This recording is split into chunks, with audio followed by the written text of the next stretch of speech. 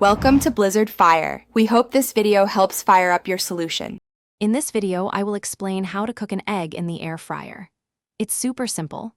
First, preheat your air fryer to 300 degrees Fahrenheit. Then, carefully place your eggs directly into the air fryer basket. For a perfectly hard-boiled egg, you'll want to cook them for about 15 minutes. We'll cover how to get different consistencies in just a moment, so stay tuned for more tips. Getting your egg just right is all about timing. For a lovely soft-boiled egg with a runny yolk, aim for 10 to 12 minutes of cooking time.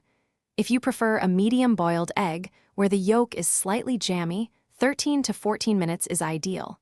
And for that classic hard-boiled egg, cook them for 15 to 17 minutes. Remember, these times are for 300 degrees Fahrenheit. Here are a few pro tips to ensure your air-fried eggs turn out perfectly every time. First, avoid overcrowding your air fryer basket. Give each egg some space.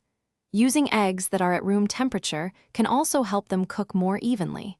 And for easy peeling and to stop the cooking process, immediately transfer your hot eggs to an ice bath after air frying. This makes a big difference.